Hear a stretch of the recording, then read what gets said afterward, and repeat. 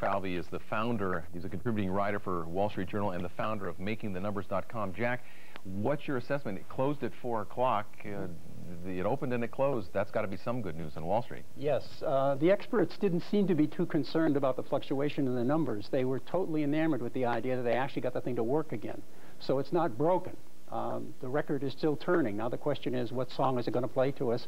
And we're going to take a few days for this psychological bubble to go by, or a few weeks. I wish I knew which, but I don't know. All the experts are saying there's going to be volatility for the short term. What's your sense about the medium term and the long term? People at home, you know, they may trade in the stock market, they may be concerned about Wall Street, but Wall Street, as you've told me many times, is just a fraction of the overall economy. That's right. A week ago Monday, we were in the strongest economy on Earth, all right, even though it was down some. We still are in the strongest economy on Earth. So we took a psychological hit. The market reflects psychology almost immediately. The economy itself is still strong. When I left New Hampshire to come down here, the apple harvest was still on the trees. They did not fall off of the trees as of last Tuesday. So that will continue to operate. They will bring in the harvest, that will go to market. That's the nature of our economy. The individual transactions that we all get involved in, not stock market transactions, those transactions at the supermarket are the ones that determine the volatility of the economy, and those are still strong. We're still in the strongest economy on the face of the earth. So 2/3 of the economy is a consumer-driven economy. People at home, that's what they do. That's right. They buy things, they provide for their families. But everyone's feeling a little bit antsy right now. It's like, oh my gosh, you know, should I buy bread and water and stuff it in the basement? No, do not go to beans and rice, all right? Without affecting the beans and rice market, I hope. What you should do is try and maintain normalcy in your purchases and up them a slight bit, and that will reinforce the economy. It's the story of the millions and millions of consumer transactions that build the economy, not the stock market. Stock market will report on it eventually, but if you notice the actual growth figures in the economy, it takes 3 to 4 months before they come out. They don't close daily. So the stock market will eventually reflect that, not in the short term, and nobody knows when. Just having Wall Street open and close today was a big accomplishment in many ways. It's a symbolic statement that we will go forward.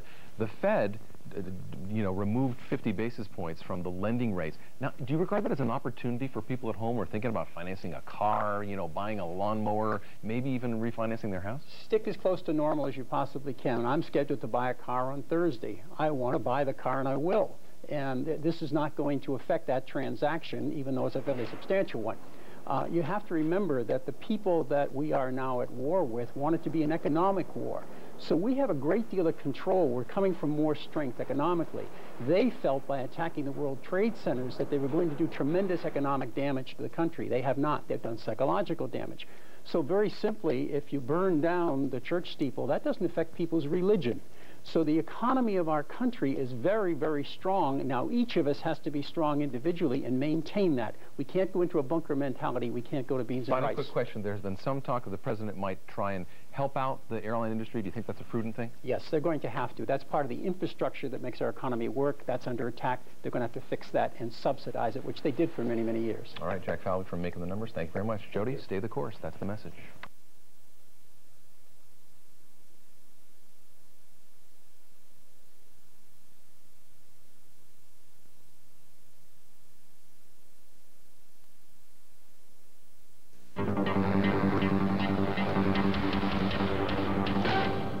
An economy that was already on the verge of recession took a solid hit in last week's terrorist attack.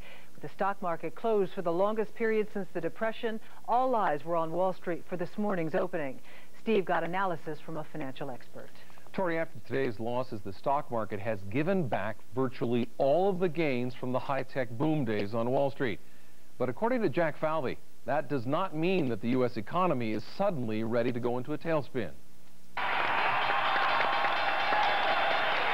The experts were very happy that we had Wall Street today, that it actually opened, it actually closed, and it didn't come apart at the seams. Again, as of last Monday, we were in the strongest economy on the face of the earth, and we're still there. That has not changed. The 6,000 companies that trade publicly on the stock market lost more than 5% of their value today, but it is the other 15 million companies that Falvey points to. There's a big difference between Main Street and Wall Street. Main Street is where the real economy is. That's where the trillions and trillions of transactions at the supermarket add up to our real economy. Falvey says that consumers will pull back.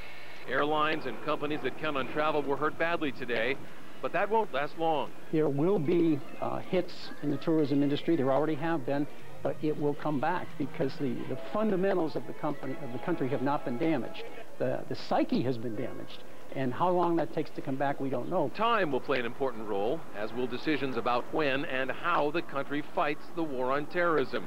And on that point, Falvey sees the consumer as a foot soldier on the front lines.